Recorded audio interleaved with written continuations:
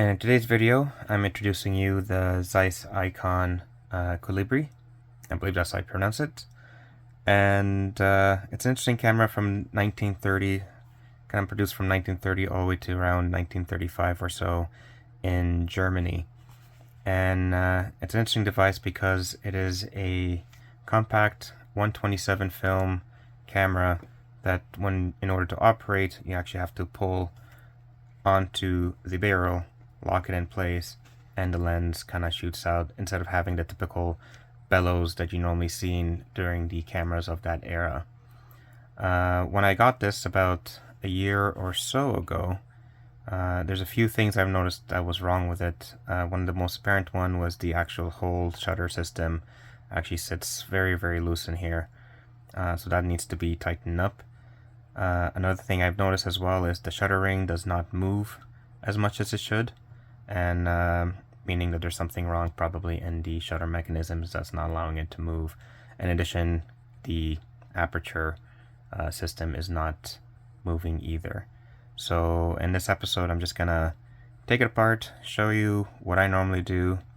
I'm not a fully certified individual when it comes to calling myself a proper repair person, but I'd like to record things and show you how things are done in my way, and hopefully, this video could potentially provide you with some kind of insight of what you're looking for if you have a similar device that needs to be CLA'd. So yeah, on to the next step. So first things first, definitely need to find a way to actually remove the entire shutter system. This will be easier to take things apart, not to mention when you need to get into the aperture system, you need to get it from underneath, which would make it much easier rather than taking everything from the top. In order to take the lens mechanism altogether off, we'll just have to open it from the top. And right over here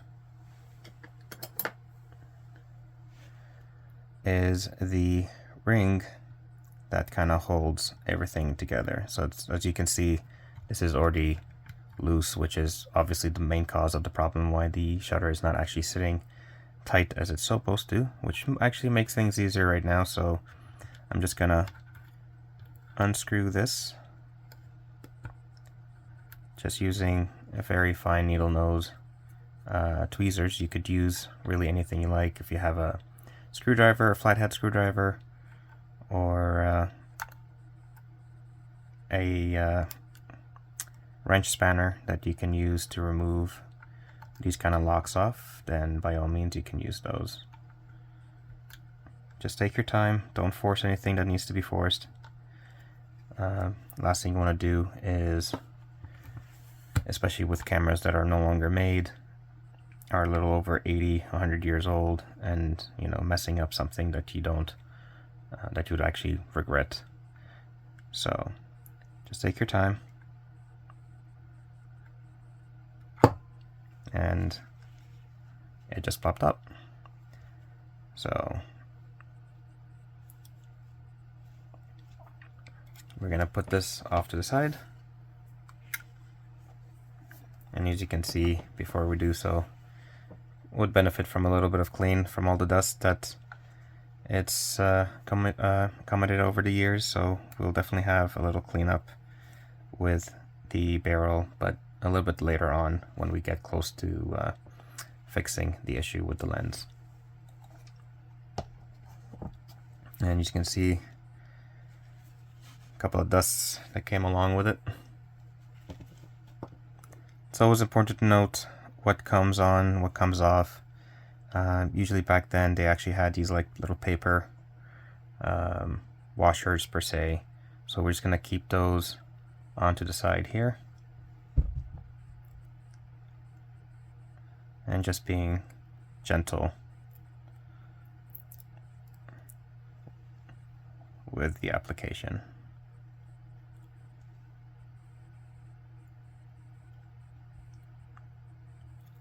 Oh, and I noticed there's actually a metal washer that sits within the back of the lens.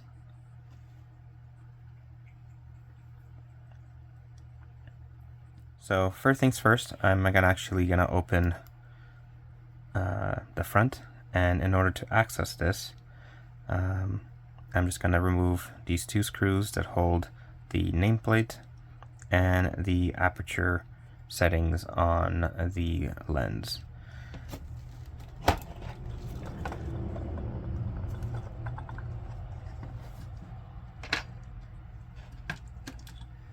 It's always a good thing to have something that you can put these small screws in.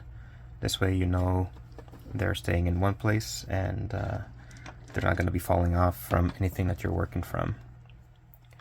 So when you work with something small like this, usually it's helpful to use something to elevate your workstation, and I just use these rubber ring lens removers that kind of assist you with opening tight screws like these by basically applying pressure and twisting them on and off. So they usually have an empty hole in the middle that I kind of like elevate my station by lifting it up, and it also doesn't help, or does help with not damaging your lens and whatnot when you're working.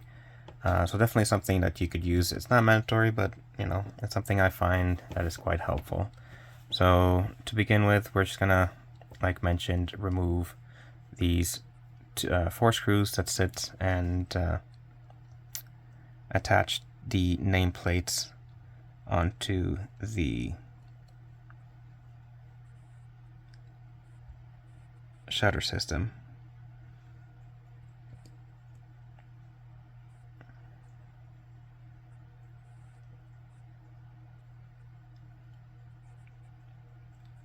Again, keep in mind how, as you can see, how small these screws can be.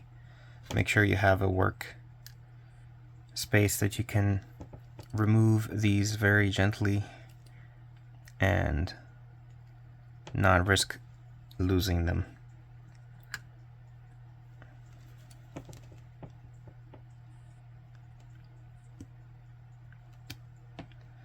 And also being very gentle and using the right tools needed in order to be able to remove these screws without stripping them or destroying the slots that they're in.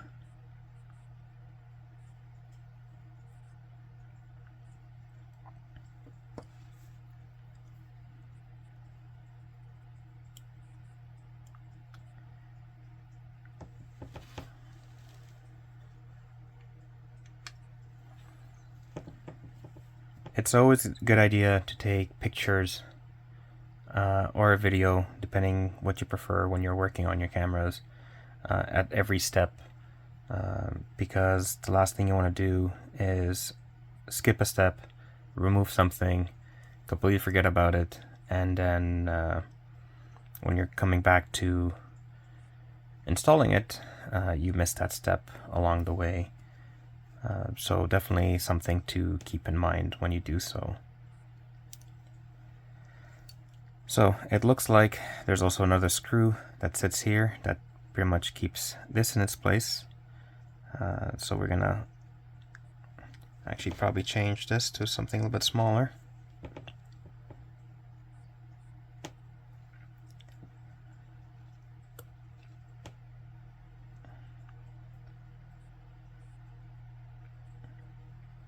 And again, you also want to remember which screw goes to which.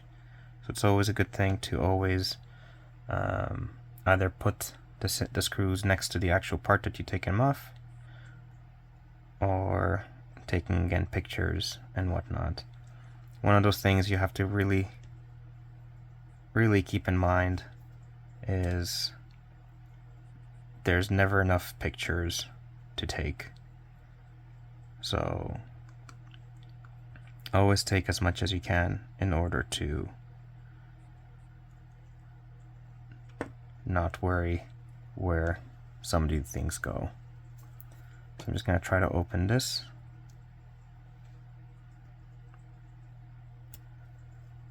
I'm going to try twisting it.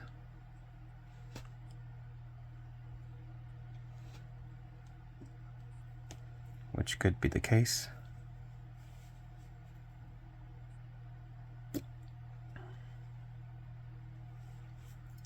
If anything, I'm going to try to remove this glass here first, as sometimes they do act a little bit of a barrier.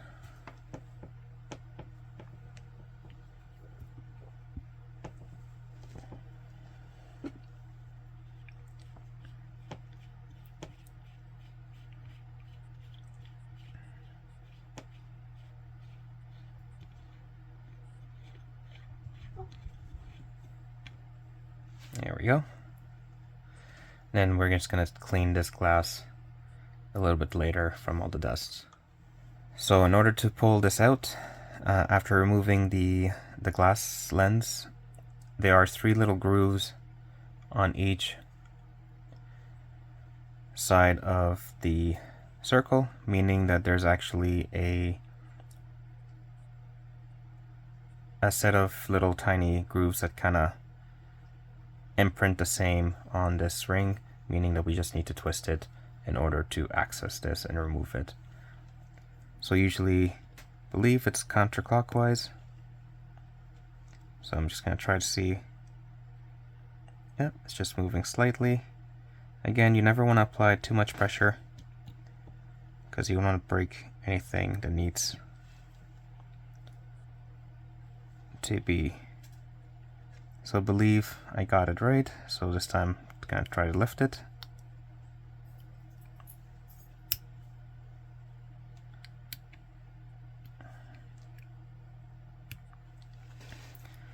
It's always a good thing to have tools that are fine enough that you're able to get into some of the grooves if needed.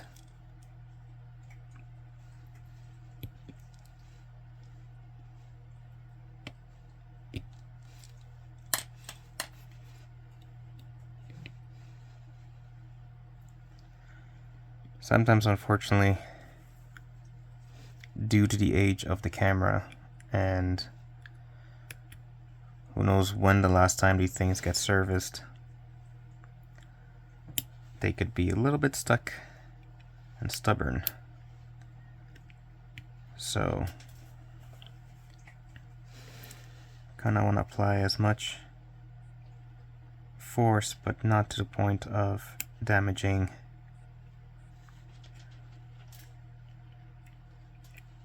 the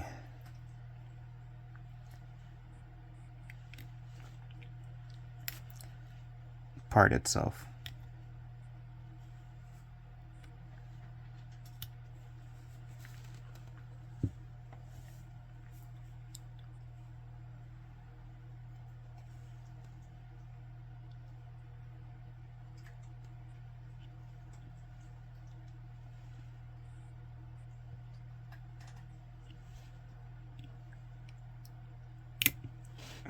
We're getting a little bit of progress.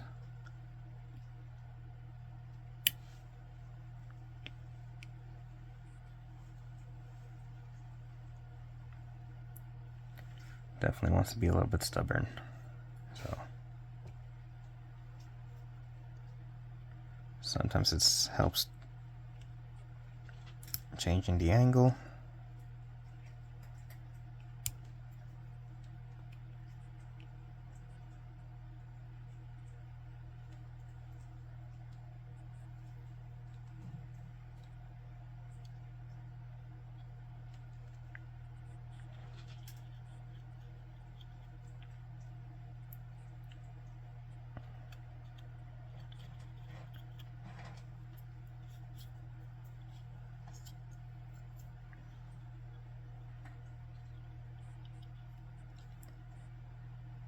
But as long as you take your time, there we go, you can finally get underneath.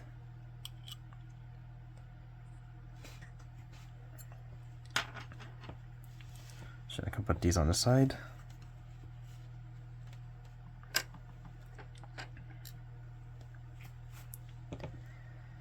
And here's your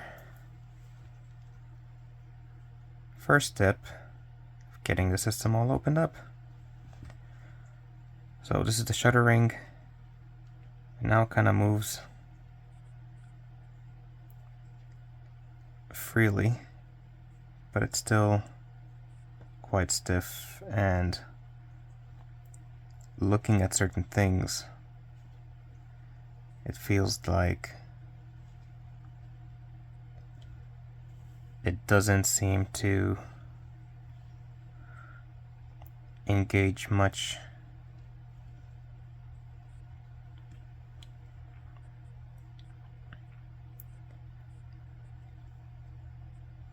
So we're definitely gonna have to remove this.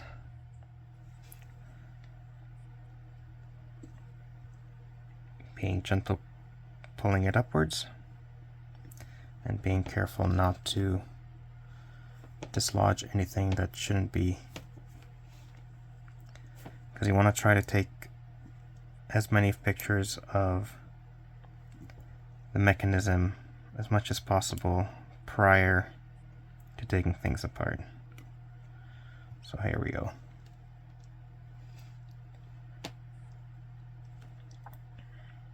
As you can see, there's a couple of bit of residue that needs to be cleaned up, and that will be cleared off after that.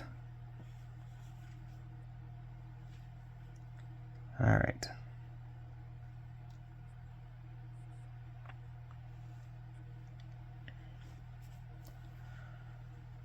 So, this will definitely need a full cleanup for this lens to work, as it was, the slow speed compartment is a little bit slow. When this was stuck, I believe it was stuck at 1/5 of a second. At least that's what the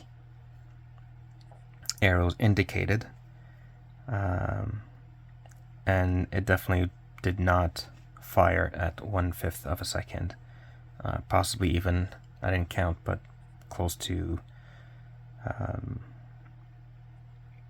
2.5 seconds or so for it to actually close the shutter, or the leaf's shutter system.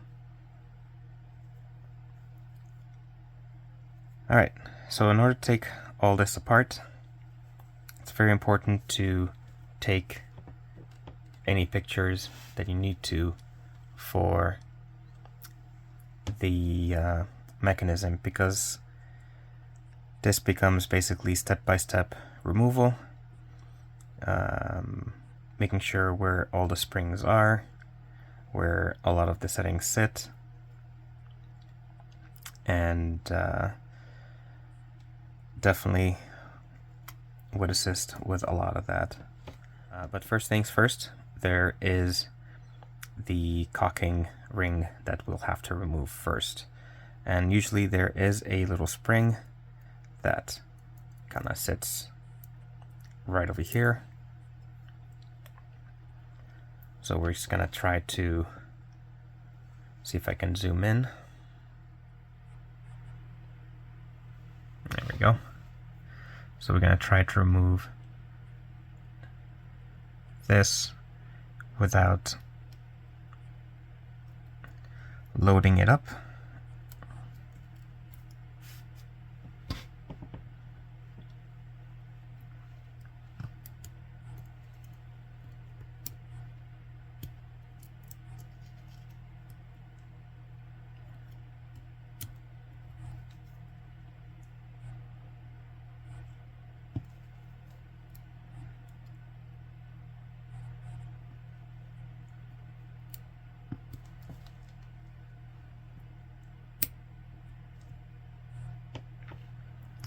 There we go.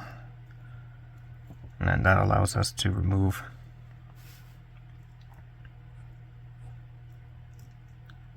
the caulking ring off by pulling it up.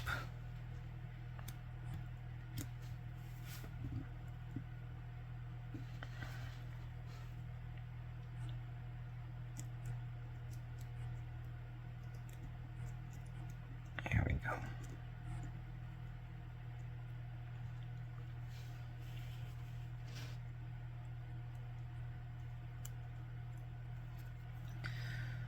And then you can see here where that spring kind of lays in. So when we're putting this back together, we need to remember where this particular spring lays down. There we go.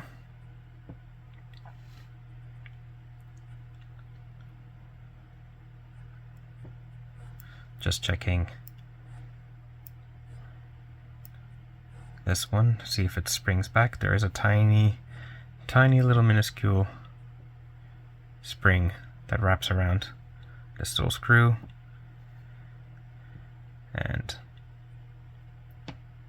nothing's wrong with this, so that's good. Again, once we take every little part apart from the shutter system, we'll be able to clean it. Usually I use isopropyl alcohol and some Q-tips, and we'll be able to clean all this dirt and grime.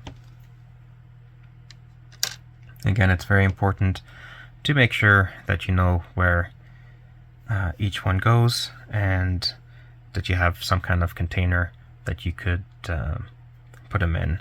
I usually use the container that these screwdrivers came in, and kind of provides me with a nifty little area to do so. Alright, so next we are going to check certain things. So you can see that this is the shutter mechanism, and you can definitely see that the leaves don't move as freely as they should, indicating that there's definitely either some oil or just dirt that's allowing them to move this slowly. So we'll definitely need to take everything apart. First, we're going to remove the screw that holds this together. And again, I do apologize for terminology, as I'm still very new to this, and I'm not very good at remembering certain parts, but definitely know what they're there for.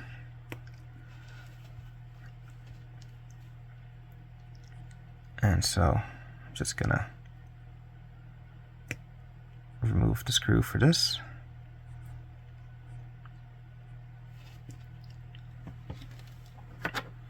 It is also helpful to get curved tweezers to be able to remove certain screws that are in tough to reach areas.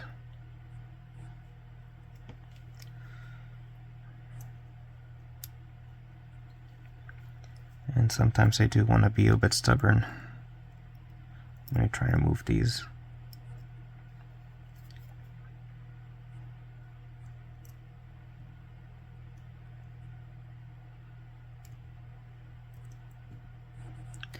And sometimes it's just easier to remove the whole house, the whole part that you're trying to move.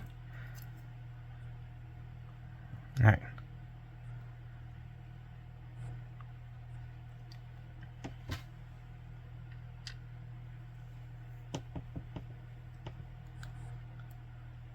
So that part is taken care of.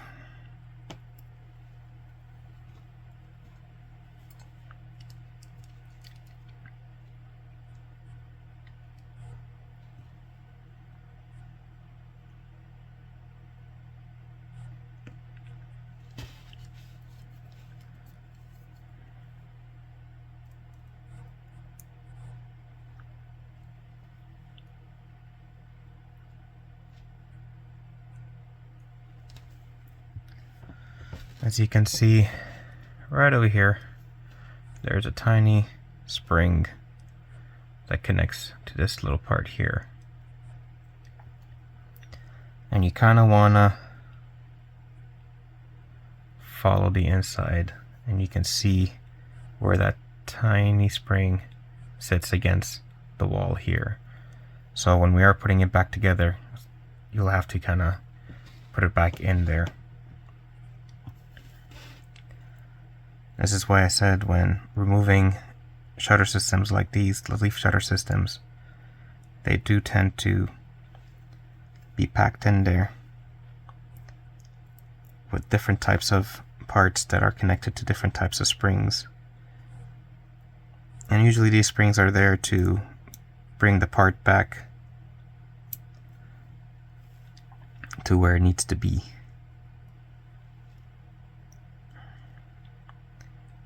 Definitely very fascinating about the engineering that took place in order to create these cameras back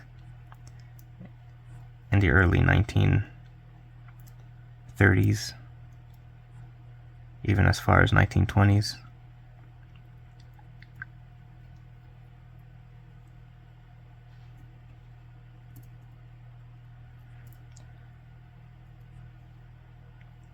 There's times you'll have to wiggle certain parts, like this spring here that helps with the fast speeds, in order to wiggle certain parts together.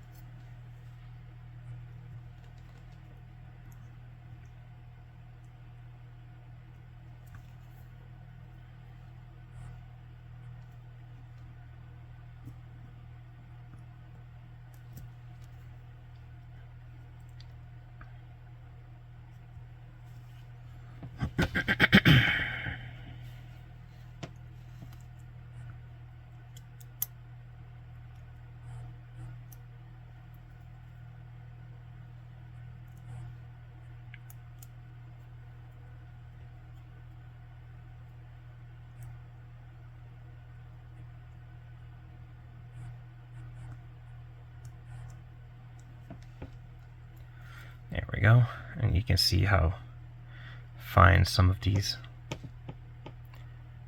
springs can be really.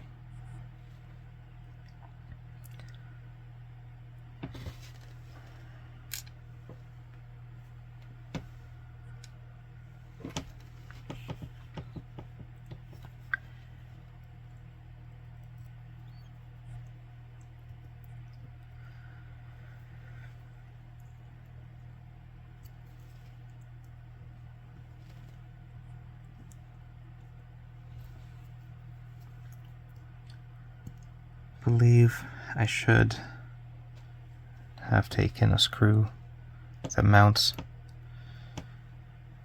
the spot where you can screw in a trigger cable.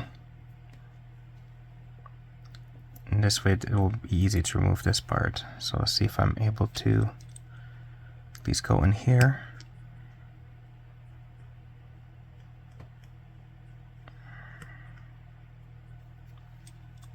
And see if I can remove this particular part.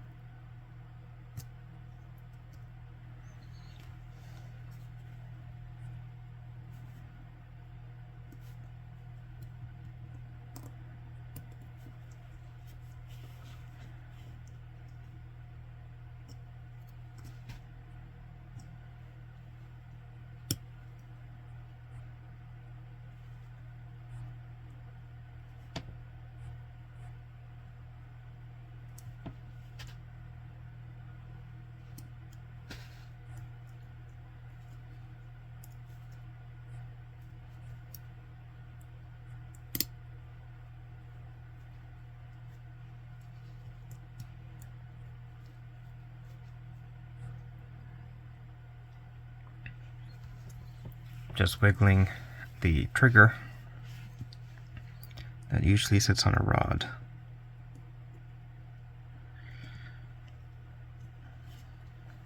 That kind of holds it in place.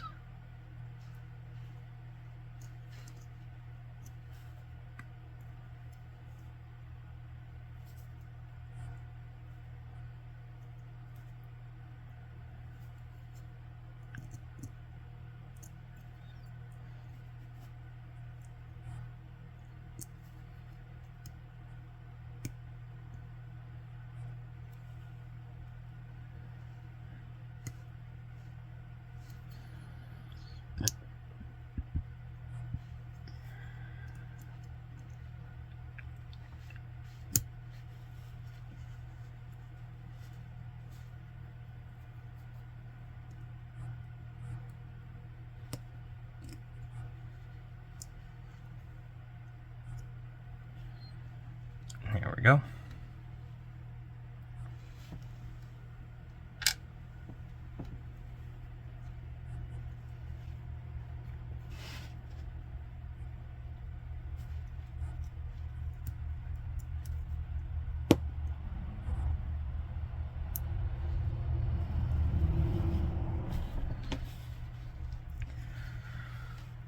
Now by pushing against it, you can see that there's a screw that sits there. If we're able to take it off,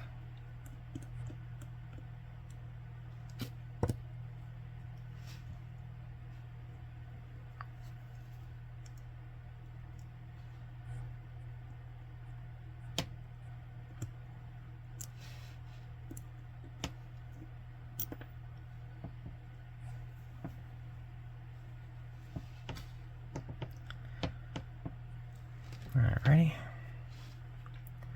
And there's that screw that sits there. I just say keep it there so you don't lose it. And that leaves us with this one here, which should hopefully be able to pop out altogether.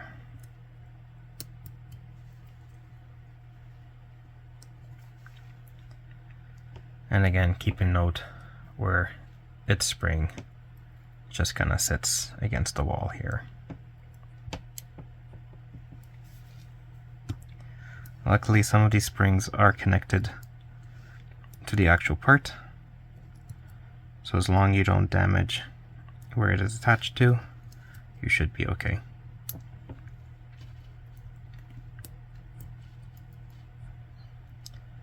There we go. As you can see, it's kind of finally attached to itself.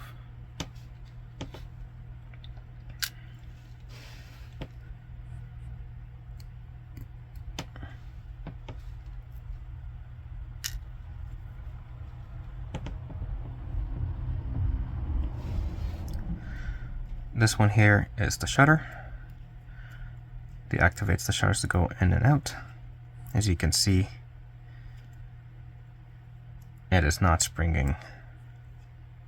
It's very stiff, so that definitely needs to be looked into. So that gets removed by removing the screw here.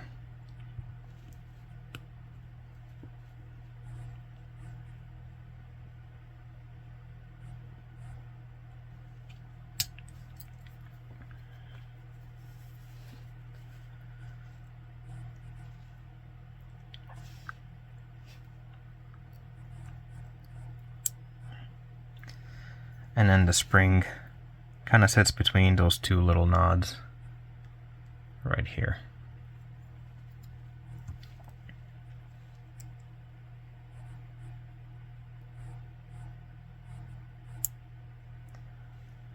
Alright. And the other piece of that spring kind of rests against this groove right here.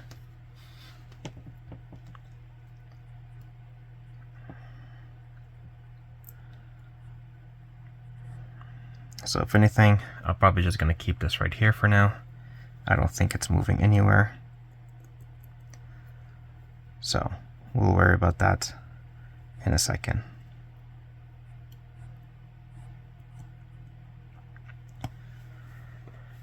And there's one final piece that we're going to remove that sits right here.